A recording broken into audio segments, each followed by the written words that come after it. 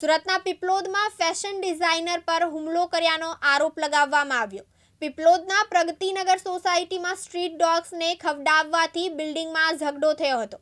ત્યારે કૌશિકભાઈ પટેલ, પત્ની દર્શનાબેન અને દીકરી નિકતીએ 37 વર્ષની દામિની દાસ કીર્તનદાસ પર હુમલો કર્યો હતો. તમે શ્વાનને કેમ ખવડાવો છો કહીને ઝઘડો કર્યો હતો અને ચપ્પલ અને છૂટા હાથે માર માર્યો હોવાનો આરોપ દામિની દાસ દ્વારા કરવામાં આવ્યો છે. ત્યારે આ બાબતે 17 ઓગસ્ટે दामिनी दासे ત્રણેય સામે ઉમરા पुलिस फरियाद नोंधावी હતી.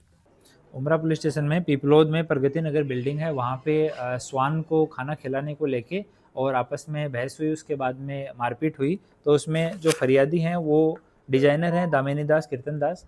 उन्होंने फरियाद की कि 9 तारीख को शाम को वो स्वान को खाना खिला रही थी। उस टाइम पे सोसाइटी में रहने वाले 3 लोगों ने आके उनके साथ में मारपीट की, इस बात को लेके कि स्वान को खाना खिलाने से ये स्वान यहाँ इकट्ठे रहते हैं और कई बार बच्चों पे एग्रेसिव होकर उन पे अटैक कर देते हैं।